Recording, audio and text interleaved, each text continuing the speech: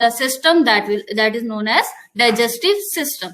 Similarly, brain will form the system that is nervous system. Okay, so then these organ system will make the whole human body. Okay. For example, the function of digestive system is to take in the food, digest it and absorb that food. Okay. Similarly, this was the definition of cell anatomical point of view. But if we see a common example, like if we make a house, okay, so what we need to make a house, we need the bricks. Consider the bricks that as a cell. जैसे हम मकान बनाते हैं तो जो उसकी सबसे smallest unit होती है वो होती है एक ईंट.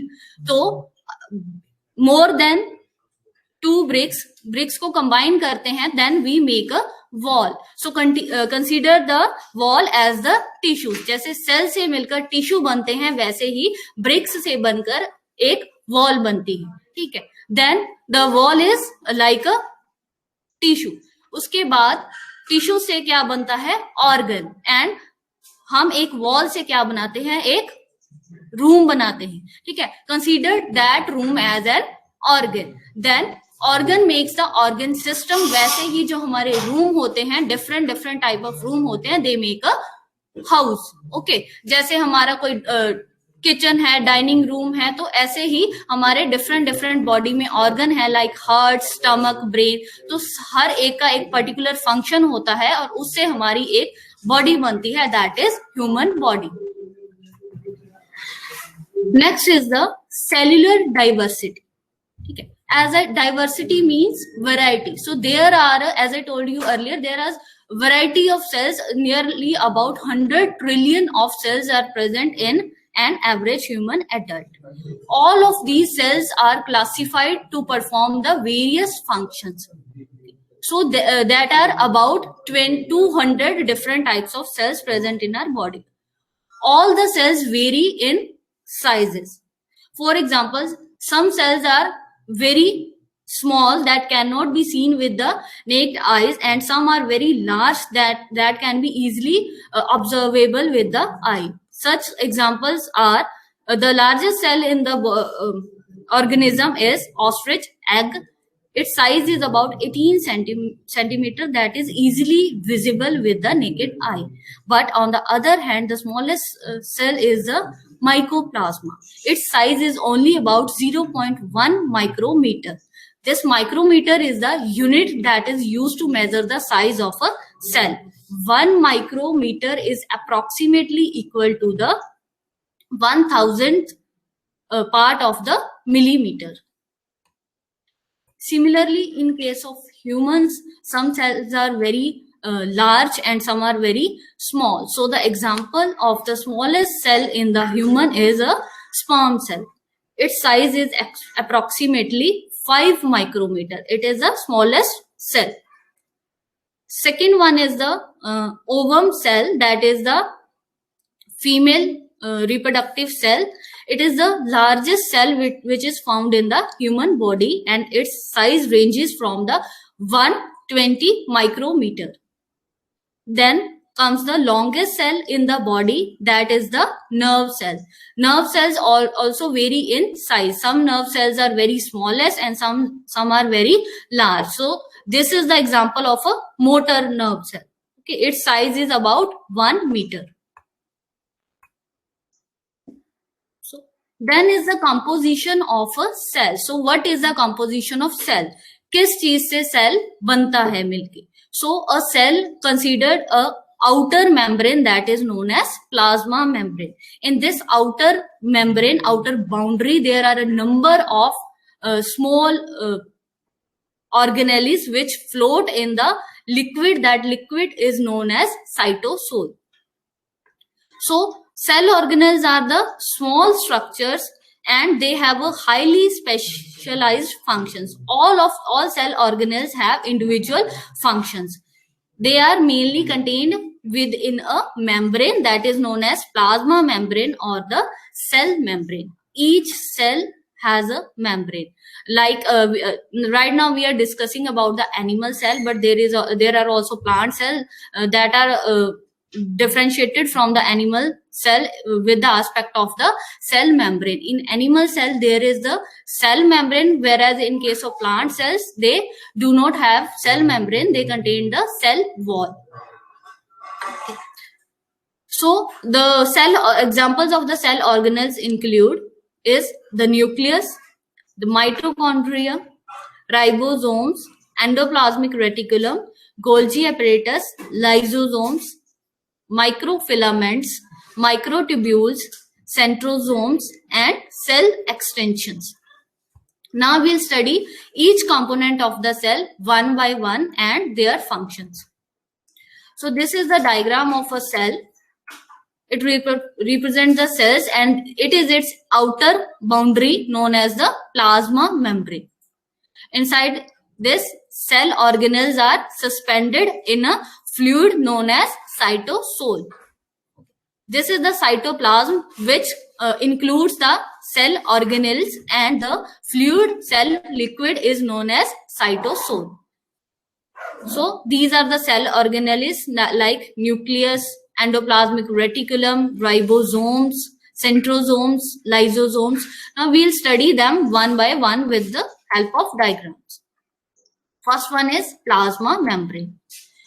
So plasma membrane is the cell's outer boundary. It is very flexible and it separates the internal and external environment of the cell. It also acts as a barrier which regulates the flow of material, or we can say the transport of materials into and out of the cell.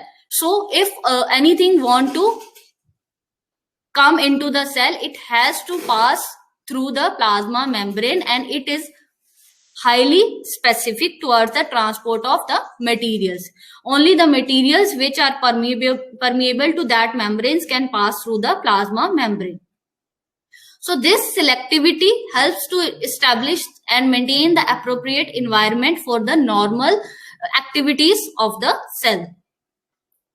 This plasma membrane also plays a major role in communication among various cells and between the cells and the external environment of the cell. So next is the structure of the plasma membrane. How plasma membrane is formed.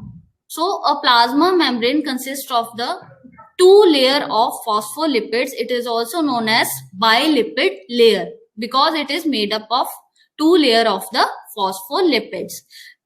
And there are also some protein molecules, some carbohydrates embedded in this membrane. So this membrane provides the channels which allow the passage of electrolyte and non-lipid soluble substances. As lipid soluble substances can easily pass through the membrane, but some non-lipid soluble substances, some substances which are larger in size, they cannot directly diffuse through the membrane. So they have to pass through the channels which are present in the plasma membrane. Next, it have a plasma membrane is composed of phospholipids which have a head and a tail. The head of the membrane is electrically charged and is polar. It is also hydrophilic in nature. The term hydro means water and philic means loving. On the other hand, they contain a tail which is non-polar in nature and has no charge and is all known as the hydrophobic. So this is the structure of the plasma membrane containing a polar head and a tail. So these polar head face outwards and the tails face inwards in a membrane, and they combinedly make the cell membrane.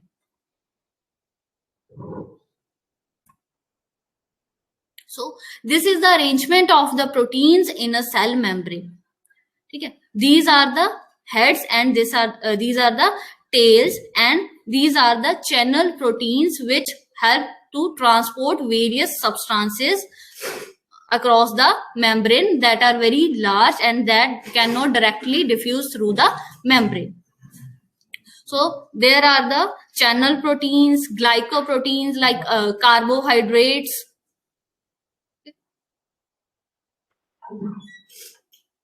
Next are the functions of the plasma membrane. It includes the function of plasma membrane is it forms the protective covering around the cells.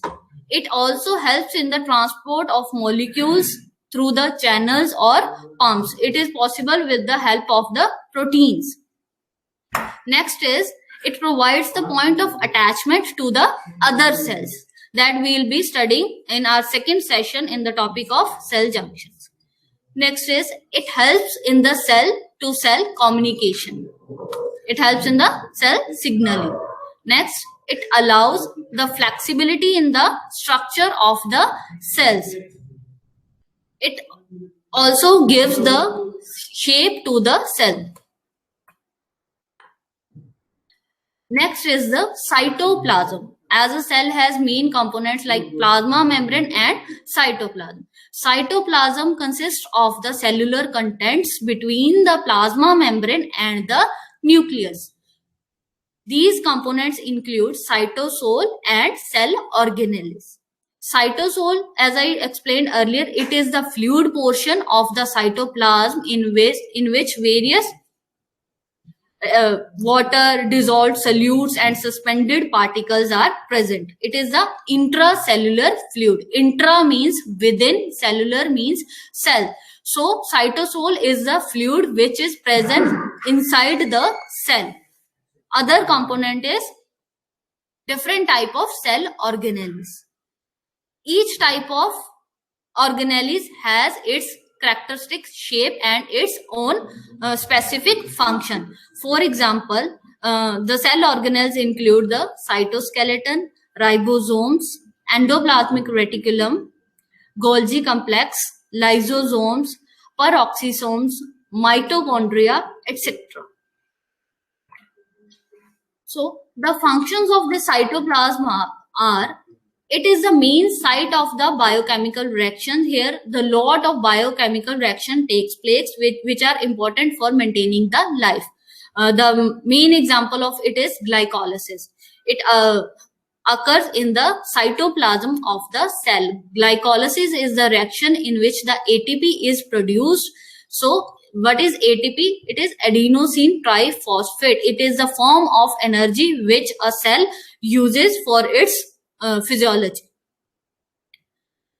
Next is, it is a place where the cell expands and growth of the cell takes place. It also provides the medium for the organelles to remain suspended, as all the cell organelles are suspended in the cytoplasm. So it provides the medium to these cell organelles. The cytoskeleton of the cytoplasm provides the shape to the cell. It also provides a mean of transport for the genetic materials, as there are some cells like prokaryotic cells. They do not have a discovered, developed nucleus. So in that case, the cytoplasm provides the transport for the genetic material. Next are the cell organelles.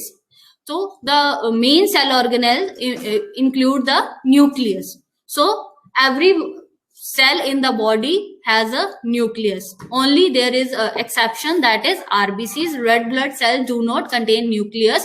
At initial stage they contain nucleus, but after the maturation of the erythrocyte, that is RBC, they lost their nucleus. So it is the largest cell organelle and it is contained within a cell membrane similar to plasma membrane. As a cell has its boundary known as plasma membrane, similarly the membrane of nucleus is the nuclear membrane. The nuclear membrane has small pores through which some of the substances can pass between the nucleus. The nucleus contains the body's genetic material. What is genetic material? Which contains our hereditary material which is passed from the one generation to the another, and it also directs the activities of the cell. This is built from the DNA. The genetic material is composed of DNA and proteins is called histones. These histones coiled together to form the network of the threads that are chromatin. What are chromatin? They are similar to the small strings of the beads, like they look like the small beads. They have a function during cell division. During the division of the cell, the chromatin replicates, it multiplies, and it becomes the more tightly coiled, and they form the chromosome. They have main function in the cell division. Next are the functions of the nucleus. So the nucleus stored the genetic information in the form of DNA and RNA. It also controls the various functions of the cell. It controls the synthesis of various structural proteins. It also contains genetic information for reproduction, development, and behavior. It controls and coordinates the activities of various cell organelles. Next is mitochondria. Mitochondria are sausage-shaped cell structure present in the cytoplasm. They are also considered as powerhouse of the cell. Power means energy. Because they stored energy, they produce energy in a cell, which is utilized for the normal metabolic function of the cell. So they are involved in the aerobic respiration, and it is a process by which the chemical energy is made available in the cell. The energy is in the form of ATP, that is adenosine triphosphate, which releases energy when the cell breaks it down. So in mitochondria, energy is stored, and whenever the cell needs energy, it is broken down, and ATP is releases. The synthesis of ATP is most efficient in the final stages of aerobic respiration. Aerobic respiration is the process which requires the oxygen. Mitochondria also helps the cell to maintain the proper concentration of calcium ions within the compartments of the cell. And here is its another function. It also helps in the building of certain parts of the blood and hormones. This is the structure of the mitochondria. It includes the outer membrane. This is the outermost membrane of the mitochondria. Inside this is the inner membrane. This is its inner membrane. So between the outer and the inner membrane, there is a space known as intermembrane space.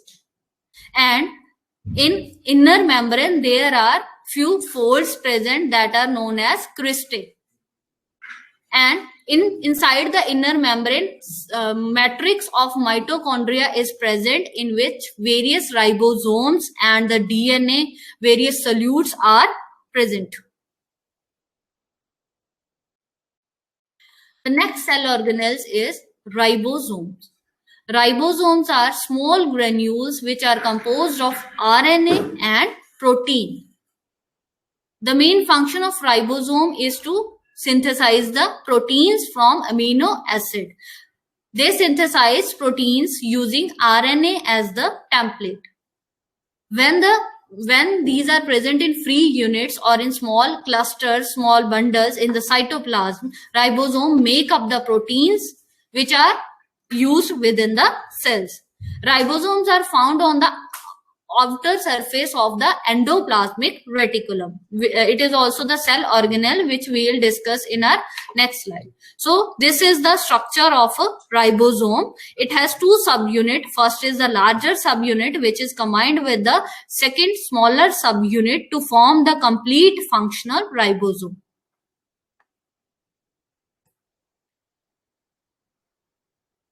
Next are endoplasmic reticulum, that are ER. Endoplasmic reticulum are the interconnecting membranous canals in the cytoplasm. It is the only single cell organelle which has the direct physical connection with the nucleus. It is continuous with the nuclear membrane.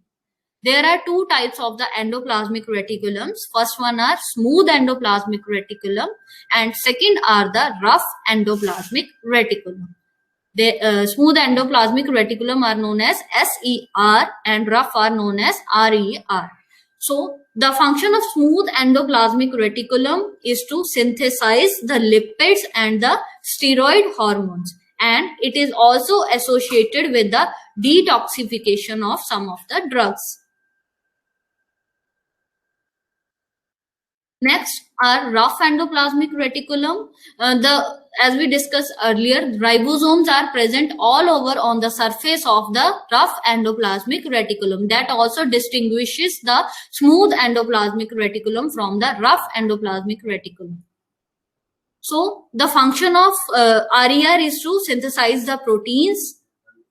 Then the proteins that are synthesized by the ribosomes, they attach to the rough endoplasmic reticulum and they enter the spaces that are contained within the endoplasmic reticulum. Here the proteins are processed and the sorting of the proteins takes place, the modification of the protein takes place. So like in some cases, the enzymes present there, they attach the protein parts to the carbohydrates and they form the glycoproteins. In other cases, the enzymes present there, they attach the protein to phospholipids. It is also synthesized by the rough endoplasmic reticulum. Thus, we can say that rough endoplasmic reticulum produces the secretory proteins, membrane proteins, and many organelle proteins. This is the structure of endoplasmic reticulum. The structure that are directly in association with the nuclear membrane are the rough endoplasmic reticulum. Here we can say that tiny granules that are known as ribosomes. These are present all over on the surface of the rough endoplasmic reticulum. And after these rough endoplasmic reticulum, the smooth endoplasmic reticulums are present in continuation with the rough endoplasmic reticulum. This is the transverse section of the endoplasmic reticulum. Here we can also say that rough endoplasmic reticulum contain the ribosomes all over on their surfaces, and the smooth endoplasmic reticulums have a plain surface. Next is Golgi apparatus. Golgi apparatus consists of the stacks of closely folded, flattened membranous sac. So they are like the pile of folded, flattened membranes. So these organelles is also called as Golgi complex or Golgi bodies. So they are present in all cells, but they are larger in those cells which synthesize and export proteins, because their main function is to export the proteins. The proteins which move from the endoplasmic reticulum and they move to the Golgi apparatus, and there the modification of that proteins takes place, and then they are stored there into the membrane bound vesicles known as the secretory granules. So the vesicles are stored in the Golgi bodies, but whenever the cell needs the proteins, then these proteins move towards the plasma membrane in the form of these secretory vesicle or transport vesicles. So let's discuss the structure of the Golgi bodies. This is the structure. These are flattened membranes.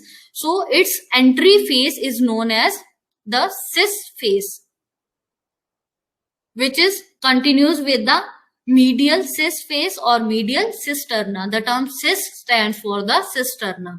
And at last there is the exit or trans phase, exit cisterna or the trans phase.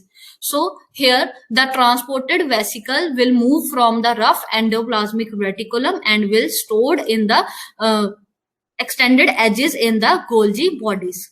Here whenever the cell needs the proteins, they are moved to the plasma membrane in the form of these secretory vesicles.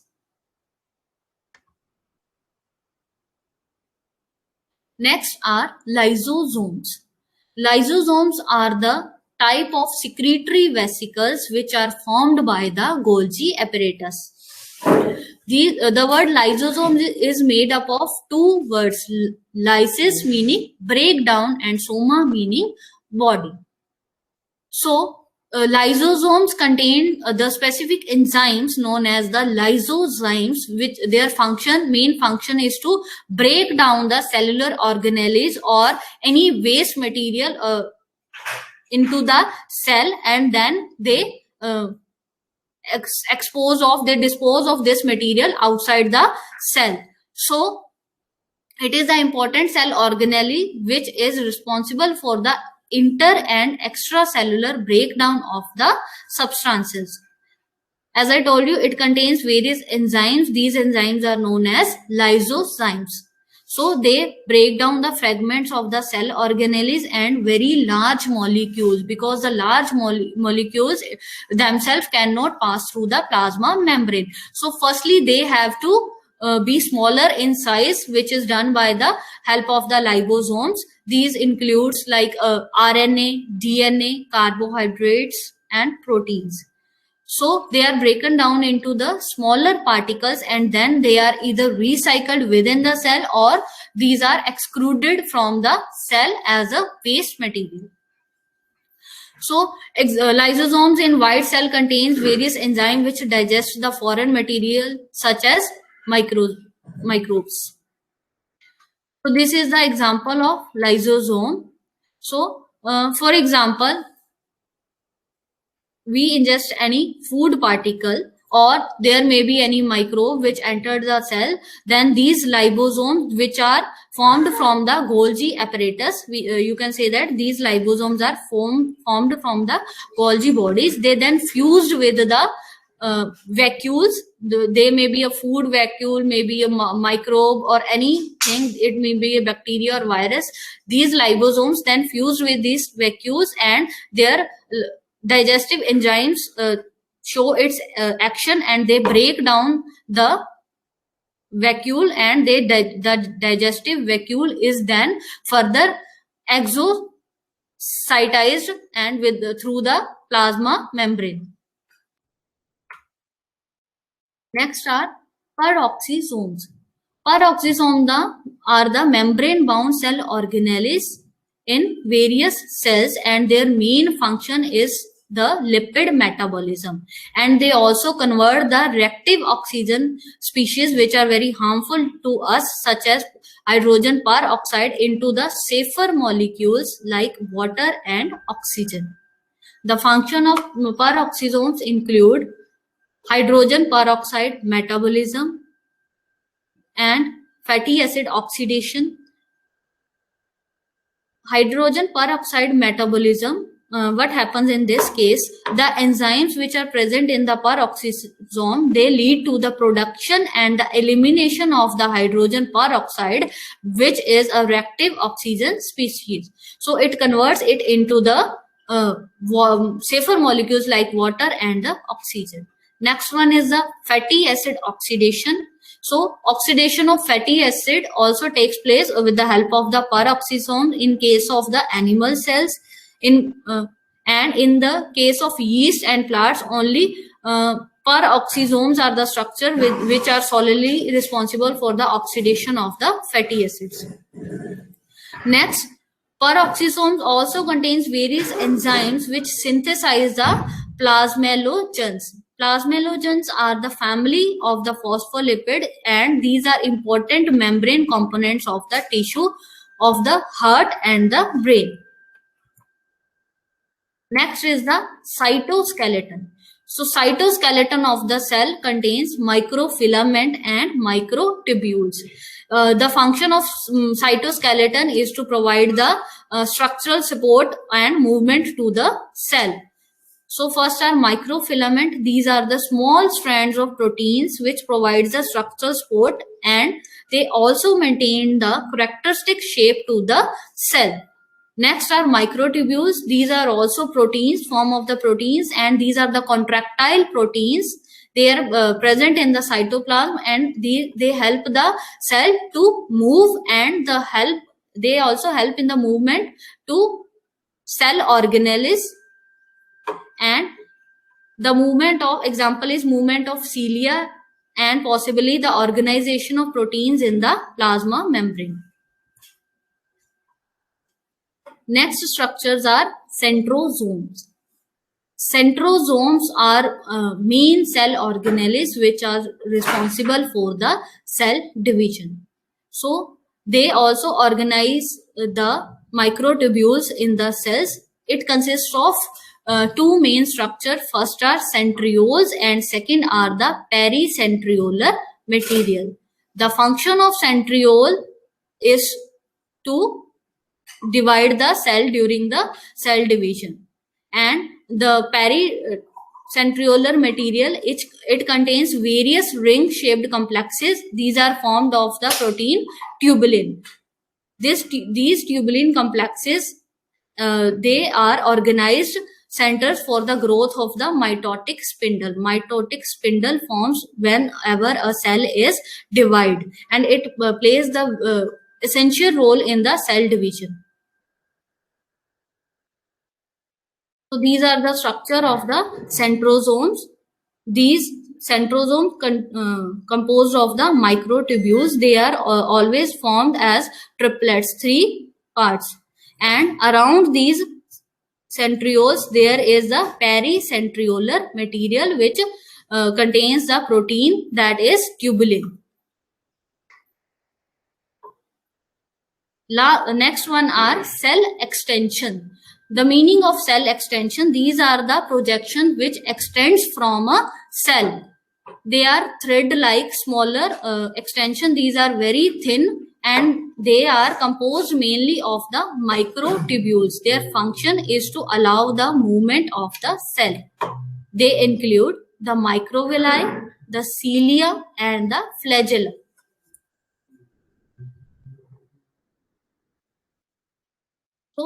First are microvilli. Microvilli are the small projection that contain the microfilament, small filament.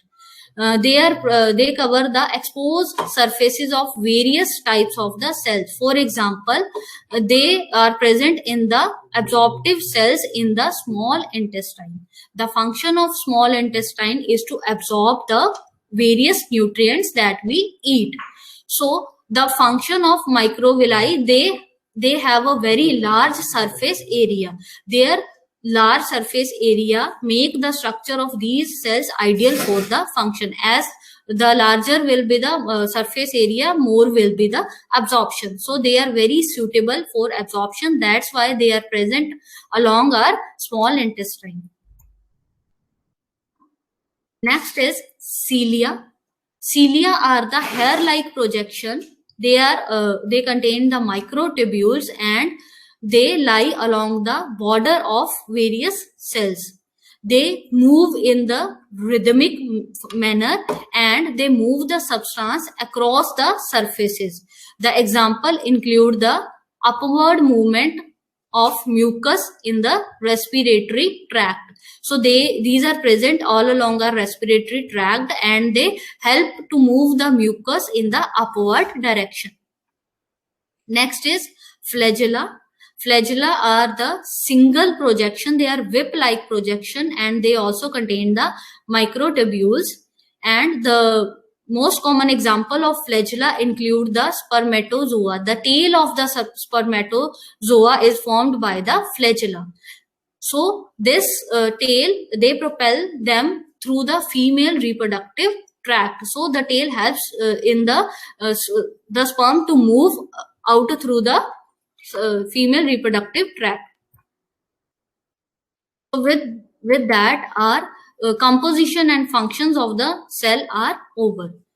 So the function of cell is to transport the material across the cell membrane. So how the materials are being transported in and out to the cell membrane, that we'll study in the case of the transport of materials. So the transport of materials across the plasma membrane is very essential to the life of a cell. Various substances move into the cell to support the metabolic reactions, and in similar case various materials move outside the cell. These material may be waste product of the cells and etc. So these substances generally move across the cell membrane via the transport processes.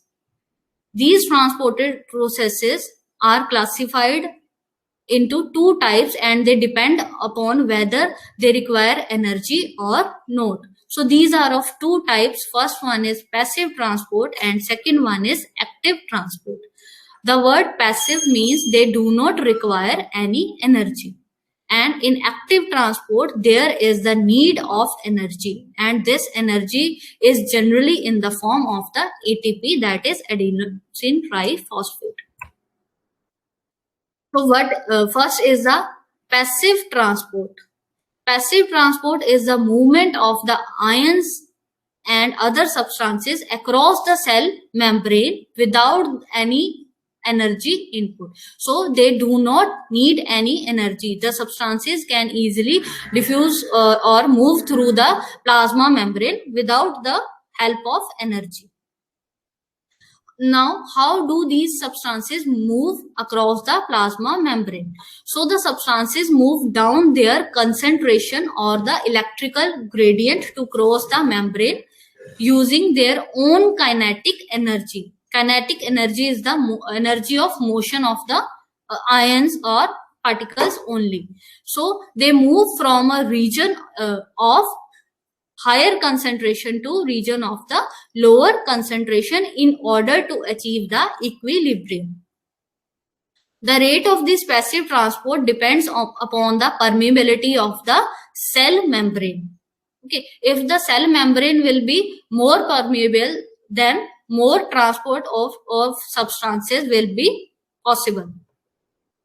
Then this permeability will further depend on the organization and the characteristics of the membrane lipids and the proteins which are present inside the plasma membrane. So the types of the passive transport includes the simple diffusion, facilitated diffusion and the osmosis. Before further discussing these three types, let us simply study about the diffusion. So diffusion is the type of a passive process in which the random mixing of the particles in a solution occurs. It is possible with the help of the particles' own kinetic energy. In case of this mixing, both the solute and the solvent undergo diffusion, means they undergo mixing.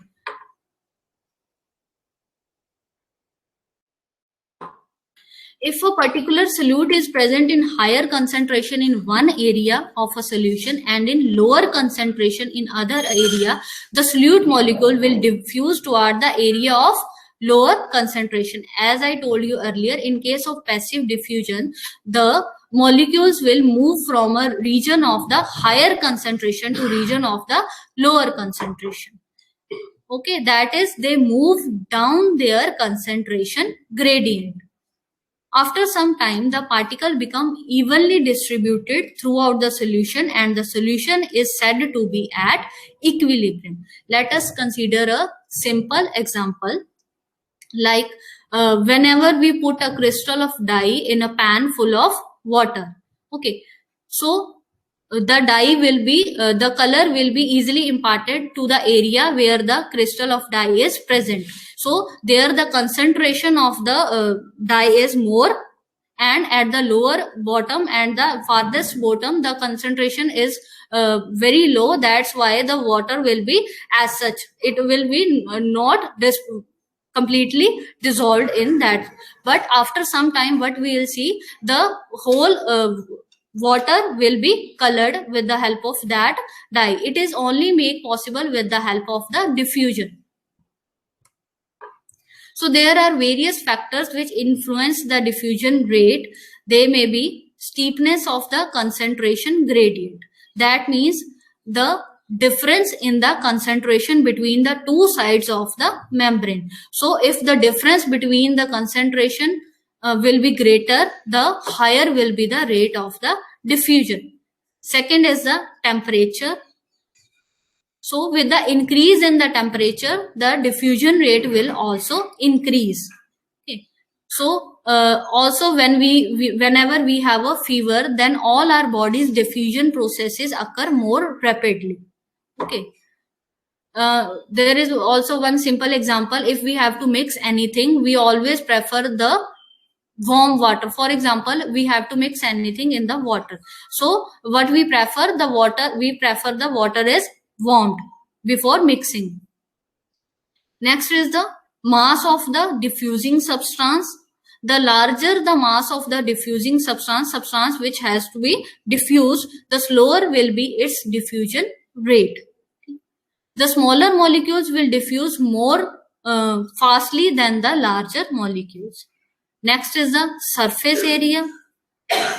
The larger the surface area of the membrane available for the diffusion, the faster will be the diffusing rate. So it is directly proportional to the diffusion.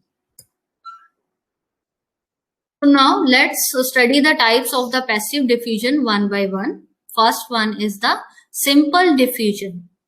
So what happens in simple diffusion? It is a passive process in which the substances move freely through the lipid bilayer of the plasma membrane of the cell, and there is no need of any energy and there is no need of any membrane transport proteins. So various non-polar substances, hydrophobic molecules move across the lipid bilayer easily with the help of the simple diffusion. Such molecules include like oxygen, carbon dioxide, nitrogen gases, various fatty acids, steroids, and fat-soluble vitamins such as vitamin A, vitamin D, vitamin E, and vitamin K. They are easily diffused through the cell membrane via the process of the simple diffusion. Secondly, various small uncharged polar molecules can also cross the membrane, such as water, urea, and small alcohols. They can also easily pass through the lipid bilayer by the process of the simple diffusion. But the polar molecules which are very larger, they cannot simply pass through the membrane. So in that case, they require the proper protein molecules to be transported. Simple diffusion through the lipid bilayer is very important in the movement of various gases like oxygen and CO2 between the blood and body cells. It is seen in the case of breathing. Whenever we breathe, there is the exchange of gases, that is oxygen and the carbon dioxide. Okay, so this is the example of the simple diffusion. In that case, we don't need any kind of carrier protein or any kind of channel to breathe. It is also the route for the absorption of some nutrients and the excretion of waste by the body cells. In case of absorption, the absorption also simply takes by the help of the simple diffusion. Second type of the diffusion is the facilitated diffusion. In case of the facilitated diffusion, the substances that are very polar or highly charged, they have to move through the lipid membrane. So they required a special type of proteins to move for the transportation. That process is known as facilitated diffusion. In case of facilitated diffusion, the integral membrane proteins, the proteins which are present on the surface of the plasma membrane, they help the specific substances across the cell membrane. So these integral membrane proteins can be either the channels or they can be a carrier protein. So the facilitated diffusion is divided into two processes. First one is channel mediated diffusion and second is the carrier mediated diffusion. So in case of the channel mediated diffusion, there are protein channels present on the surface of the plasma membrane. So a solute move down its concentration gradient and they cross the lipid bilayer through a membrane channel. Most membrane channels are ionic channel.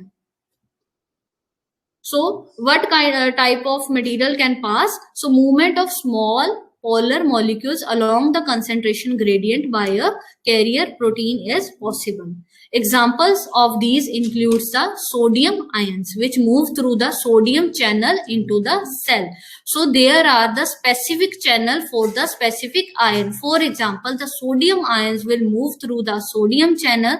The potassium ion will move through the potassium channel inside the cell.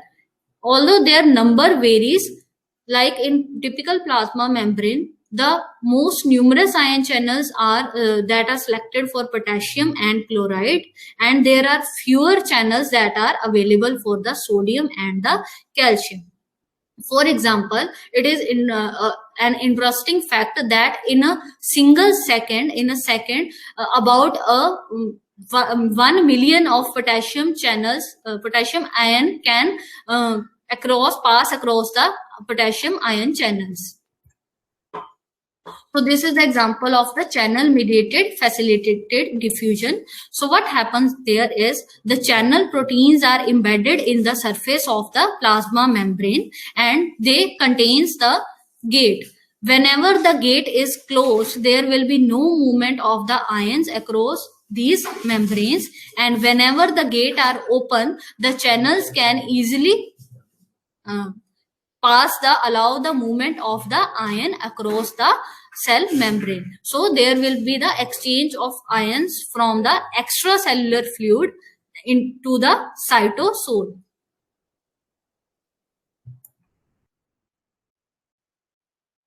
So we have the next type of diffusion that includes the carrier mediated facilitated diffusion. So in case of the carrier mediated facilitated diffusion, we need a carrier. A carrier is also known as the transporter.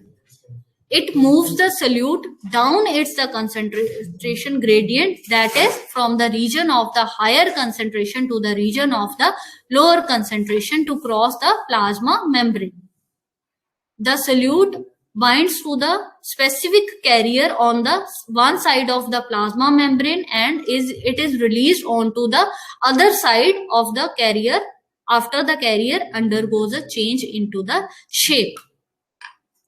So the solute binds mostly on the carrier protein on the side of the membrane with the higher concentration of the solute. So क्या है कि एक solute ने move करना है, या तो वो प्लाज्मा मेम्ब्रेन के बाहर मूव करेगा या फिर प्लाज्मा मेम्ब्रेन के अंदर मूव करेगा.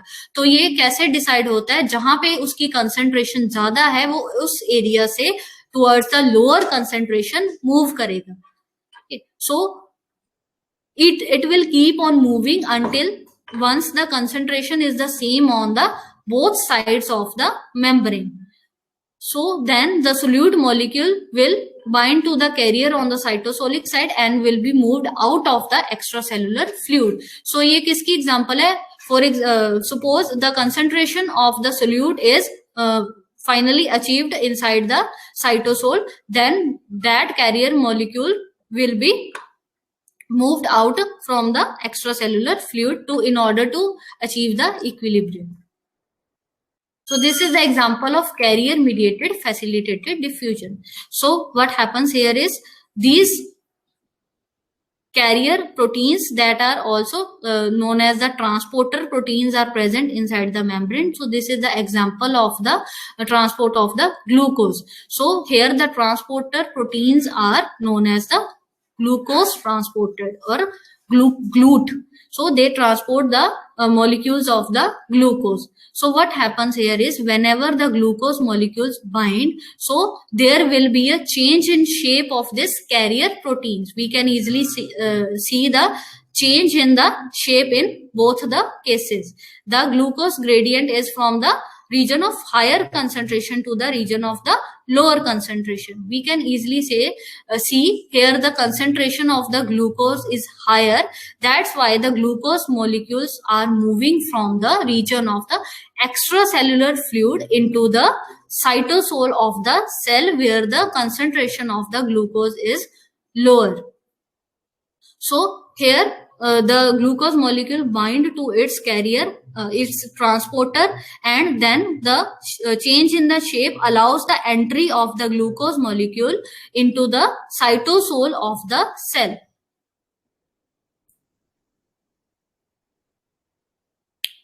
So this is the diagram which represent all the types of the passive transport, that is diffusion.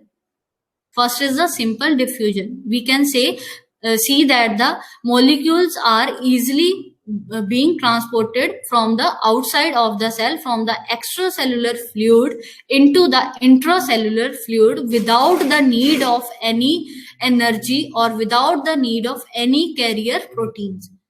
Second we have is the channel mediated facilitated diffusion.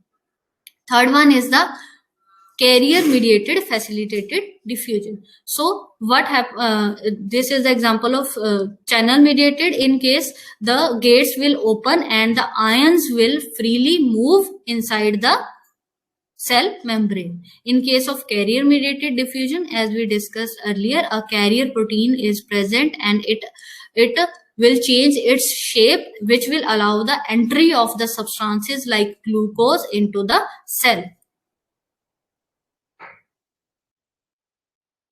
Next we have is the osmosis. So what is osmosis? How it is different from the diffusion? In case of osmosis, it is also a type of diffusion, but in this there is the net movement of the solvent through a selectively permeable membrane. In case of diffusion, we consider the movement of the solute whenever in case of the osmosis, we consider the movement of the solvent through the selectively permeable membrane. In the living system, the solvent is mainly the water.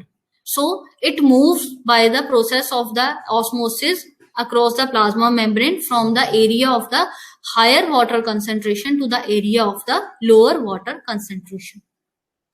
So osmosis, when the osmosis occurs, so it occurs when the membrane is permeable to water, but it is not permeable to the certain solute. So in this case, we check the permeability of the movement of the water across the semi-permeable membrane.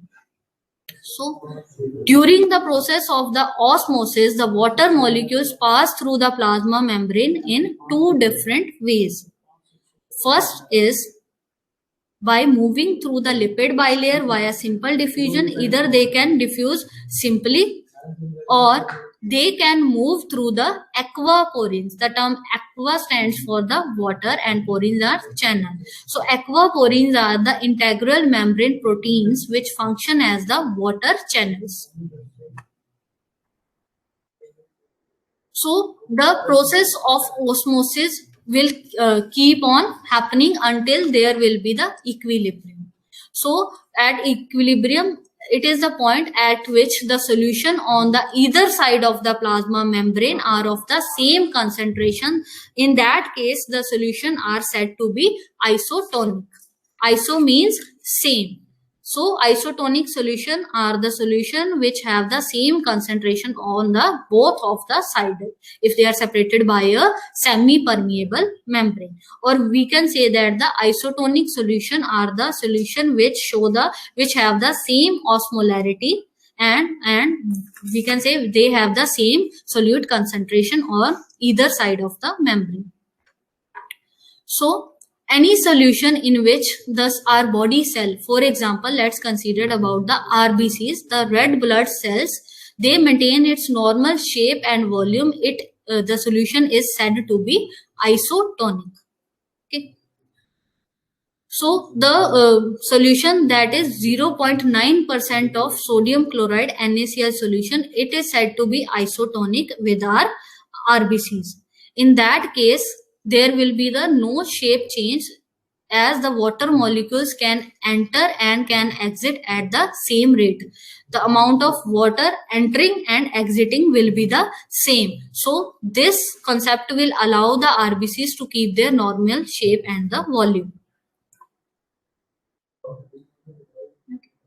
So here the first diagram shows the RBCs are placed in the isotonic solution. Whenever they are placed in the isotonic solution, they will remain as such.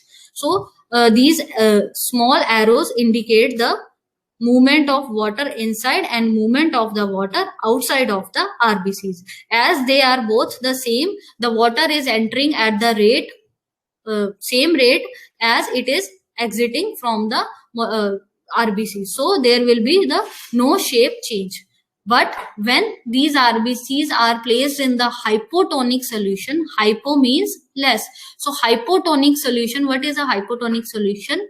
It is a solution which has the lower concentration of the solutes than the cytosol inside the RBCs. So क्या है इसके cytosol के अंदर, cell के अंदर जो है solute की कंसेंट्रेशन है वो लेस है as comparison to the outer environment. So in this case, the water molecule will enter the cells faster and then they leave. So you can see this arrow is larger. That means the water is entering at a higher rate and it is leaving at a much slower rate. So what will happen? It will cause the RBCs to swell. It will cause the RBCs to increase the size, increase in size, and eventually finally the RBCs will burst. Okay.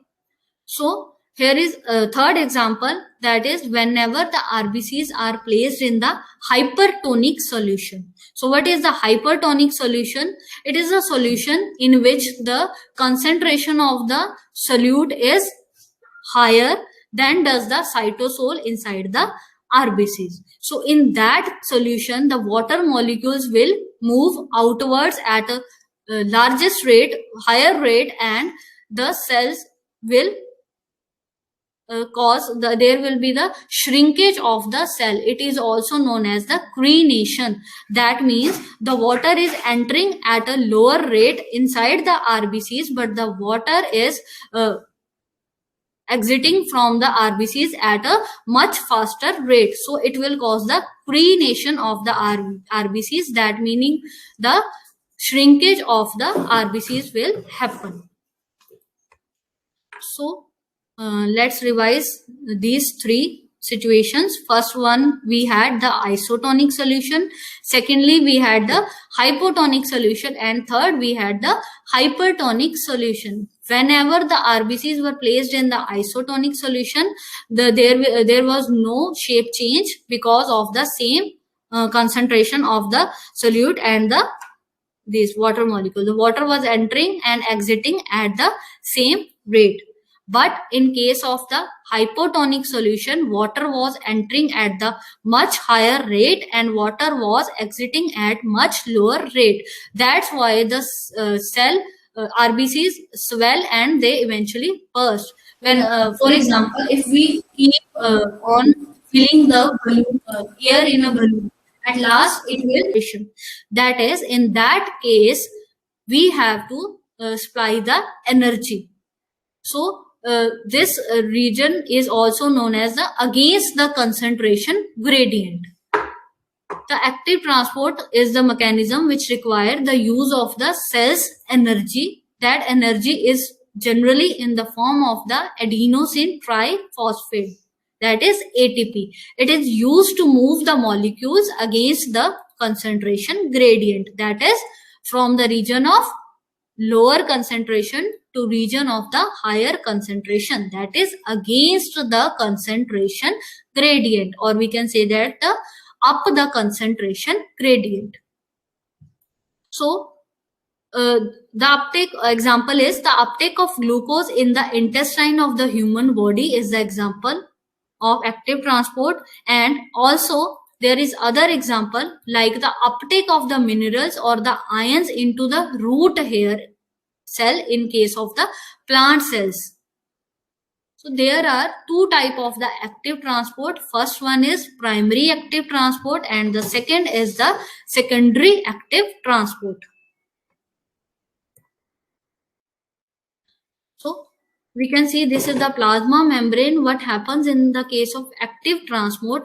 We need the energy molecule of ATP to move the substances across the membrane. We can see here the concentration is much higher as comparison to the extracellular fluid.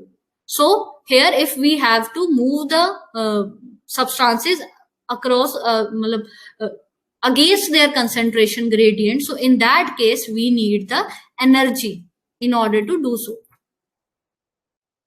So first example of primary active transport we have. In this process, the energy is derived from the breakdown of the ATP molecules, and this breakdown of ATP changes the shape of a carrier protein, which this carrier protein further pumps the molecule across the plasma membrane against its concentration gradient. So what happened in this case? The molecules which has to be transported, it will transported towards with the help of the pumps. These pumps are the protein molecules which are present on the surface of the plasma membrane. So the primary active transport uses the external chemical energy such as adenosine triphosphate. All the groups of this ATP powered pumps contain one or more binding sites on the for the ATP molecules. So one pump may contain more sites, one or more site for the binding of the ATP molecules. So these are present on the cytosolic face of the membrane, or we can say these are present on the inner face of the membrane. The example is the sodium potassium pump. It is the most common example or most important pump in an animal cell, and it is considered as primary example of the primary active transport. So what happened in this process? The sodium ions are moved outside of the cell and the potassium ions are moved inside of the cell. Let's understand this with the help of a diagram. So what happens here is, firstly, there is the pump known as sodium potassium pump. So it is present inside the on the surface of the plasma membrane. It is a protein molecule. So firstly, the binding of the cytoplasmic sodium to this pump will occur, and how it will initiate. Whenever the sodium will bind with that pump, there will be the loss of the phosphate molecule. So ATP will be utilized and it will be converted into the ADP, that is adenosine diphosphate. Here the phosphorylation will occur. So this phosphorylation will cause the pump protein to change its shape.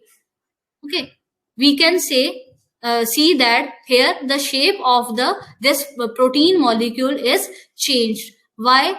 Because of the change in this shape, the sodium molecules are being expelled and the potassium molecules are being taken into the cytosol. In second step, the shape change will expel the sodium to the outside, and the extracellular potassium, the potassium ions which were present outside the plasma membrane, they will bind to the carrier pumps, and then finally they will be entering inside the cytosol of the cell. So extracellular potassium when binds, it causes the release of the phosphate molecules into the extracellular surface. So loss of this phosphate further restores the original conformation of the pump protein. So we can see that the shape of this carrier protein is now originally as it was before the transport. So potassium is released into the cytosol, and the sodium sites are again ready for binding of the new sodium molecules, and in that case the cycle will keep on repeating again and again. Second, we have the secondary active transport. So secondary active transport, it is the kind of active transport which uses the electrochemical energy of the cell. The most common example in humans is the sodium ions. So sodium ions are commonly co-transported ions across the plasma membrane. Co-transported means they are transported along with the other molecules. Secondary active transported is a process which indirectly uses the ATP which was formed in case of the previously primary active transport. So it indirectly uses that energy to create this electrochemical gradient or to move the substances across the plasma membrane. So the substances whose electrochemical gradient is created, it is then used to power the active transport of the second ion or molecules against the concentration gradient. So what happens in secondary active transport? The carrier protein molecules simultaneously bind the sodium to the other substance and to another substance, then it changes its shape so that the both substances can cross the plasma membrane at the same time. Here we can see there is a two type of transport can occur. In first case, the sodium, in this case, the transported can move in the same direction. This is known as symporter, and in other case, the two substances can move in the opposite direction across the plasma membrane. These are known as antiporters. In both cases, what is common is the movement of sodium ions is taking place. But in case of the symporters, the transport of the movement is in the same direction as in case of the sodium. This is the example, like sodium ions are transported along with the glucose molecule. So it is symporter. So these are the glucose are being transferred from the extracellular fluid to the intracellular fluid. First example is glucose. Second, we have amino acid. These are also being transported by the symporters. Second example we have is the antiporter. Here, the sodium ions are moving inside the cell, but at the same time, the calcium from inside the cytosol, these are being expelled out from these pumps by the antiporters. Next, we have is transport from the vesicles. So what are vesicle? A vesicle is like a blister or like a small bladder. It is a very small and spherical round sac. So the function of a vesicle is to import the materials from the cells and it releases the material into the extracellular fluid. So there, in the case of vesicle, two type of transports can occur. First one is endocytosis and second one is exocytosis. The term endo means inside. So during the endocytosis, the materials move into the cell in a vesicle formed from the plasma membrane. So how these vesicles form? These are nothing but the part of the plasma membrane is folded inside comes into the cytoplasm and it makes the vesicle. So further, in case of exocytosis, the material moves out of the cell by the fusion with the plasma membrane of the vesicle formed inside the cell. So we can generally say in endocytosis, materials are entering in the cell, and in exocytosis, materials are thrown out of the cell. Both the processes like endocytosis and exocytosis, they both require the supply of the energy by the ATP. As there is requirement of energy in the form of ATP, hence we can say that the transport in the vesicles is the example of the primary active, is the example of the active transport. Next we have is endocytosis. So what do you mean by endocytosis? it occurs in the mainly in three phases. There are three main types of the endocytosis, that is movement of the substances inside the cell.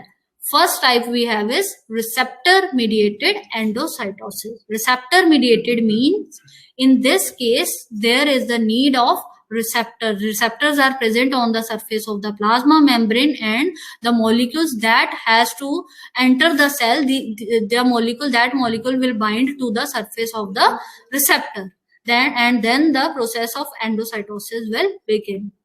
Next we have is phagocytosis. Phagocytosis is the engulfment of the solid particle by the cell. Third we have is bulk phase endocytosis. In bulk phase endocytosis, the engulfment of the liquid droplet from the extracellular substances occurs. So let's elaborate these processes one by one. First we have is receptor mediated endocytosis. So what are receptors? Receptors are the large protein molecules which are present on the surface of a plasma membrane. So their function is they are highly specific for a particular or a specific ligand. So it is a highly specific type of endocytosis in which the cells take up the specific ligands. A ligand is any molecule which bind to the specific receptors. Okay. Whenever the ligand bind to the receptors, then the process of the receptor mediated endocytosis starts. So then the vesicle is formed after the receptor protein binds, and in the plasma membrane it recognizes and binds to the particular particle in the extracellular fluid. Examples of this receptor mediated binding includes the binding of the cholesterol containing low density lipoproteins, that are LDLs, transferrin, which is an iron transporting protein, into the blood. Next we have our vitamins. Some of the vitamins also bind by this process of endocytosis. Some antibodies and other hormones which are endocytosed by the process of this receptor mediated endocytosis. So this is the process of receptor mediated endocytosis. Let us discuss this in case of the low density lipoprotein particle. Here the cell has to intake the LDL particle and has to break it down for the further release of various energy molecules and various lipid molecules. Or for that case, what will happen? Firstly, there are receptors present all over on the surface of the plasma membrane of the cell. So the function of receptor is to bind the ligand molecule. In that case, the ligand molecule is the LDL particle, that is low density lipoprotein particles. So what happens? The LDL molecule will bind to the specific receptor for the LDL, and it will make a complex that is known as the receptor LDL complex. So first step, it is known as binding. So on the surface of plasma membrane, various clarithrine coated pits are available. What are these clarithrine coated pits? These are the areas where the density of these receptors that are specific for the LDL protein, it is very higher. Clarithrine is a protein molecule. So the function of this clarithrine molecule is they will start forming a vesicle. They will be surrounding the membrane of the plasma membrane, and the invaginated, there will be a inward folding of the plasma membrane takes place whenever the ligand will bind to the receptor. Invagination means the folding of the plasma membrane to inward. So inward fold is known as invagination. So when the this complex will bind to the plasma membrane, the inward folding of the membrane causes the formation of the vesicle. That is the step 2. In step 2, vesicle will be formed and it will be surrounded by the clarithrine molecules. These clarithrine are the protein molecule which surround the vesicle. This vesicle at this stage is known as the clarithrine coated vesicle because it is surrounded fully by the molecules of the particles of the clarithrine. Okay, as fast as this complex forms, this vesicle forms, immediately after its formation, the third step is its uncoating. So what happens in uncoating? In that case, the clarithrine molecules will be uncoated, will be removed from that vesicle. That is the step 3, that is uncoating. So here, after the removal of the clarithrine molecule, we have an uncoated vesicle. Okay. So the clarithrine molecules, that are protein molecules that were uncoated from this vesicle, they will further used up by the plasma membrane again for its function, or they will again help to form another vesicle like they did previously. So these will be recycled again. So in the fourth step, where there we will have the fusion of this uncoated vesicle with the endosome. Endosome is also a vesicle present inside a cell. Here the uncoated vesicle formed in step 3 will be fused with will be merged with the endosome, and after its fusion, the recycling of the receptor of the plasma membrane takes place. How? In case of the fourth step, the complex receptor and LDL complex will be separated. Here we can see that the LDL particles will align in the center and the receptor molecule will be at the edges of the endosome. So towards this edges, these will be excluded from the endosome. So whenever they will be detached from this endosome vacuole, so they will form its own transport vesicle. So in this case, the transport vesicle will be containing only the receptor molecules which are being detached from this endosome. Okay, so the further the recycling of these receptor will takes place. They will be again taken to the plasma membrane. Here they will further be restored.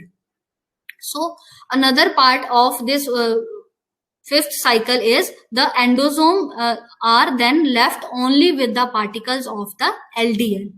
Okay, so here the next step is the fusion of this transport vesicle with the lysosome. So as we have studied, lysosomes contain certain digestive enzymes which helps in the degradation of the substances. So the fusion of this transport vesicle along with the lysosome causes the degradation into the lysosome. That means the larger LDL molecule is now being converted into the smaller molecules of fatty acids, amino acids, and the cholesterol. As there are 3 arrows indicated, one is for cholesterol, one is for fatty acid, and one is for amino acid. All of these 3 have their own functions. Like the cholesterol which will be synthesized in this process, it will be used for the again reformation of the plasma membrane, and fatty acid and the amino acid will be used as the source of the ATP.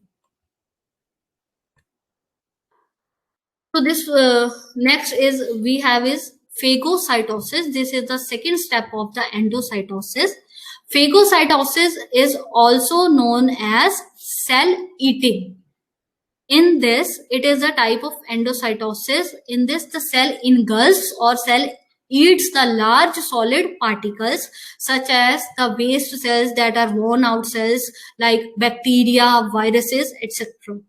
So the cells which are capable to phagocytose they are known as the phagocytes.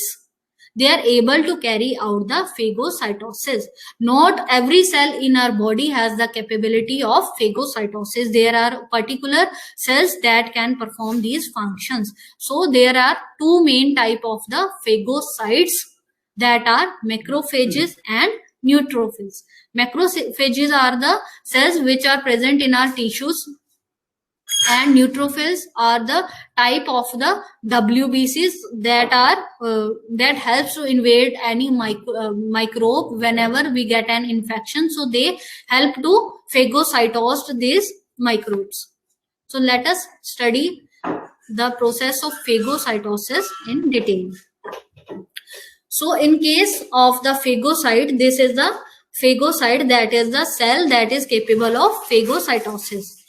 So first of all, in first step, pseudopod will form on the surface of the plasma membrane. What is pseudopod? Pseudo means false and pod means feet. Okay, as we can see that the cell is, there are like feet, the projection like the feet. So cell will open its feet and will engulf any foreign particles, any microbe. Microbe is the foreign particle that is harmful to our body. It may be bacteria, it may be virus, it may be any antigen which is very harmful for our body. So the cell has to digest it, and the cell has to break down it into inactive form. So at first step, the pseudopod will form, cell will extend its feet and will intake that microbe. Here the receptors are present on the surface of the plasma membrane on which these micromolecule will attached. Similarly, then these vesicles will be pinched off from the plasma membrane to form the fully vesicle that is known as phagosome. Phagosome is a vesicle that is the extension of the plasma membrane which contains that microbe particle. Then in the third step, there is a fusion of these phagosome along with the lysosome.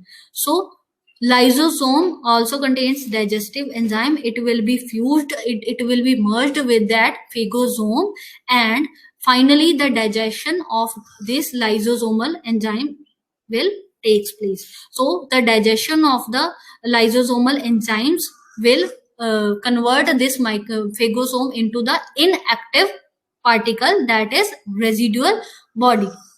So that in that case the inactive fragments will be of no harm to our body.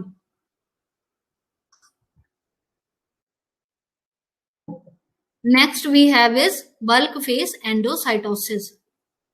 So in case of bulk phase endocytosis, it is also termed as pinocytosis. So most of our body cells carried out this type of endocytosis. So pinocytosis is also termed as cell drinking. It is separated from the phagocytosis only in a fashion that in case of phagocytosis, the engulfment of solid particles were there, but in case of pinocytosis, the engulfment of liquid droplets takes place. Although the process is quite similar. So in case of the pinocytosis, a form of endocytosis, the tiny droplet, the small droplet of the extracellular fluids are taken up from the extracellular fluids. They are then moved inside the cytoplasm where the digestion of these droplets takes place. So in this case, no receptor proteins are involved. As we have previously seen in both the previous processes, receptor mediated endocytosis as well as in case of phagocytosis, receptors were present on the surface of the plasma membrane. But this process, bulk phase endocytosis, lacks the receptors. So all the solutes were dissolved in the extracellular fluid that are brought directly into the cell. So in bulk phase endocytosis occurs in most of our body cells, especially in the case of the absorptive cells in the intestine and the kidneys, because the absorption of the food and nutrients takes place mainly in the intestine and the remaining absorption takes place in the kidneys. So here is the process of bulk phase endocytosis. So what happens in bulk phase endocytosis? The tiny droplet of the the tiny droplet of the extracellular fluid are being captured by the plasma membrane, and the formation of the vesicle takes place. So the plasma membrane will then be folded inwards and it will form a vesicle. This vesicle now contains the fluid and the dissolved solute inside this vesicle. Similarly, as previously described, the third phase is the fusion of the lysosomes with that vesicle. So after the fusion of lysosome with that vesicle, the digestion of the lysosomal digestion will take place with the help of the lysosomal enzyme, that are lysozymes. So these lysozymes will break down the largest particles into the smaller particles or digested solutes. These solutes are also the fatty acids or the amino acid, which are further taken up by the cells for their normal functioning. So after endocytosis, we have next is exocytosis. Endo means inward movement, exo means outside movement. So exocytosis is the opposite of the endocytosis. In that case, it is contrasted with the endocytosis. It brings endocytosis brings the materials into the cells, whereas the exocytosis releases the materials out from the cell, that is into the extracellular space, extracellular fluid. So all cells of our body carry out exocytosis, but it is especially important in two types of the cells. First one are the secretory cells that liberate digestive enzymes such as hormones, mucus, and other secretions. Second, it is possible, it happens in case of the nerve cells. So nerve cells release the substances known as neurotransmitters. So in that case, these neurotransmitters are expelled out from the plasma membrane to the outer surface, and there the further they are taken up by the next neurons, and the phenomena keep on going. So in some cases, by exocytosis, the waste materials are also released by the exocytosis. So during the process of the exocytosis, the membrane enclosed vesicles are known as the secretory vesicles. They form inside the cell. Similarly, in case of endocytosis, so they then further fuse with the plasma membrane and they release their content directly into the extracellular fluid. Next we do have is transcytosis. Transcytosis is the phenomena in which both the endocytosis as well as the exocytosis can be seen. So it involves three phases: endocytosis, the middle phase it's processing, and at last the exocytosis. So let's discuss it with the help of diagram.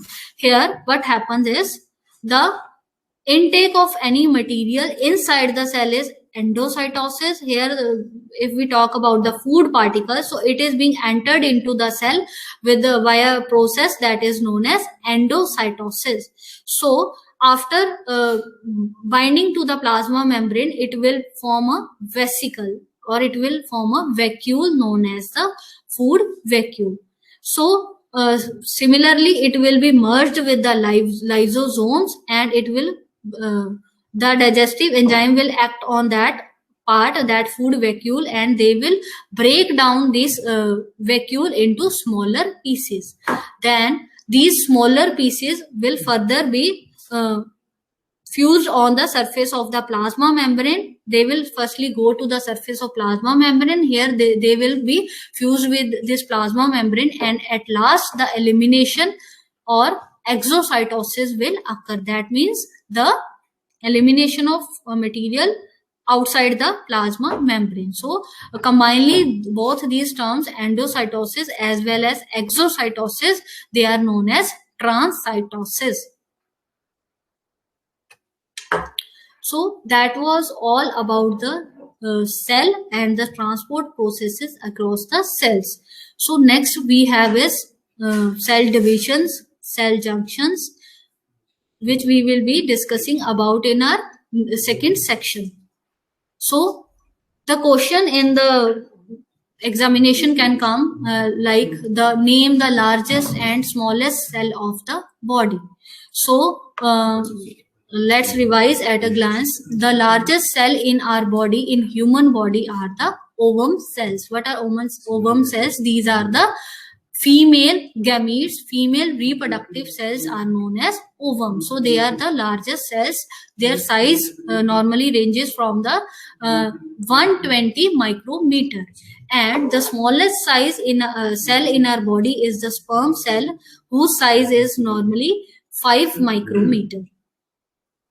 Second is to draw a neat and clean diagram of the cell and explain the function of various cell organelles. So the structure of the cell you have to draw and explain the function of the various cell organelles. Like function of mitochondria is to produce the ATP, okay, and function of ribosome is to synthesize the protein. Function of endoplasmic reticulum is to store that protein and help in the synthesis of the protein. Okay, so next we have microtubules, which provide the structural support to the cell. Okay, so next question we have is draw the structure of cell membrane and also explain its functions. So what is a cell membrane? It is also known as plasma membrane. It is formed up by bilayer of the lipids. So there are two layers of the lipids. First is in one layer, the outer surface has a head present and the inner surface has a tail present. Okay, so there are some protein molecules which are embedded in that plasma membrane. There are some pumps that are in a plasma membrane. There are glycoproteins present on the surface of plasma membrane, etc. So what are its function? It helps to maintain the flexibility of the cell. It helps to maintain give the shape to the cells. Okay, it also acts as a semi-permeable membrane, or we can say that it helps to transport the material across the cells. So a material can never cross a plasma membrane if it is very large, or if it is not specific for the transportation inside or outside the cell.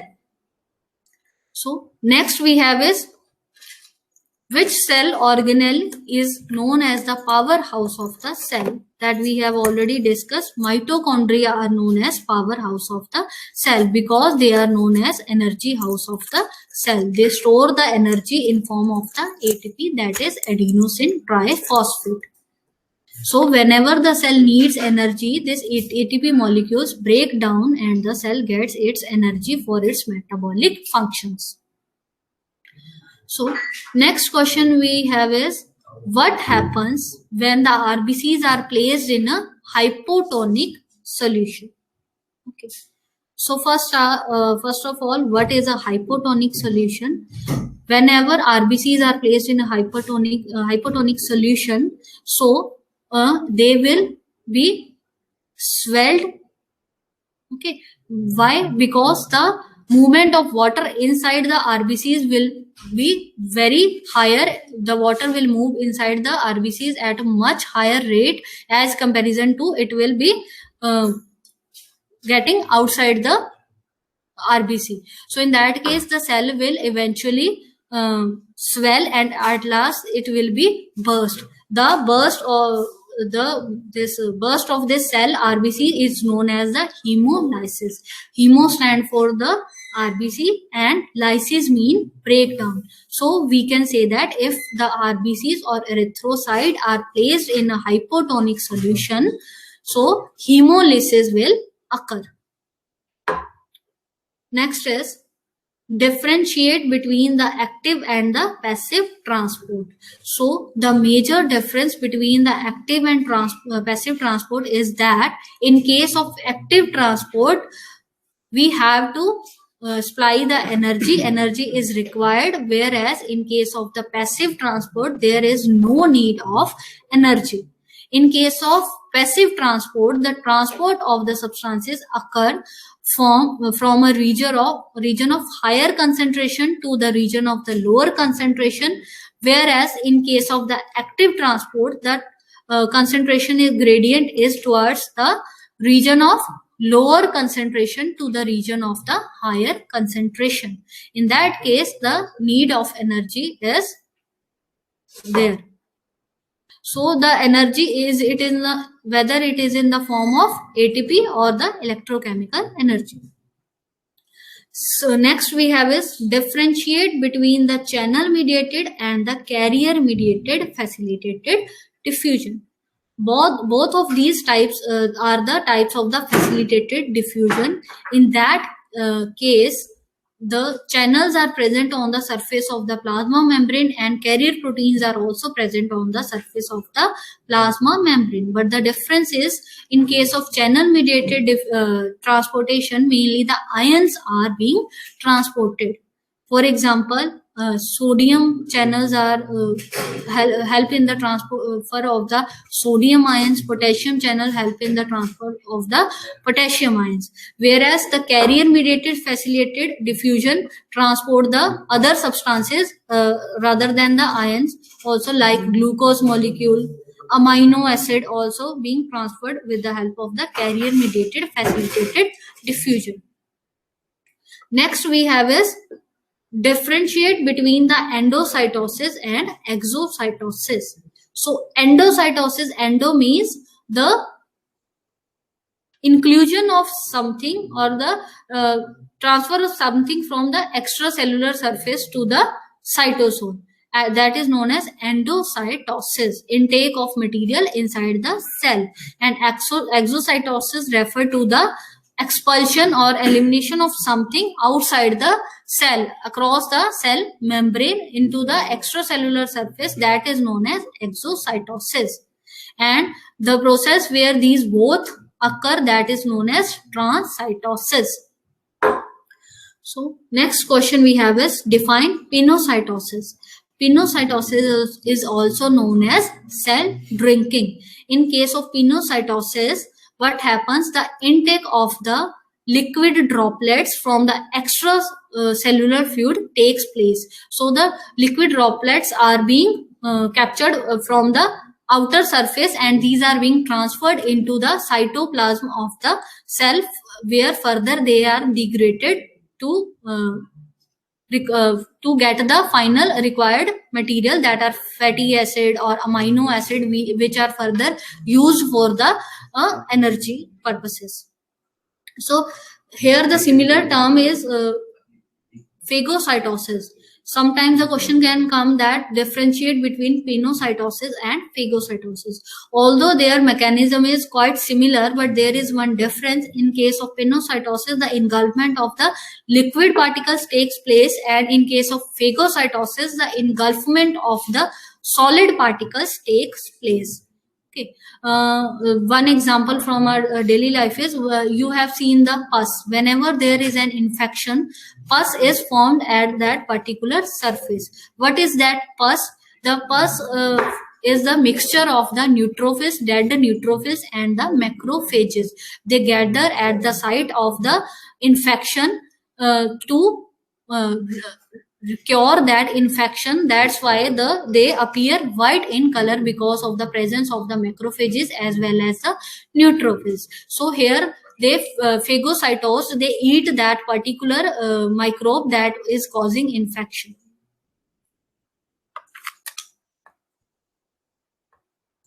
So with that, our topic is completed, and further we have our next speaker, that is Mr. Rohit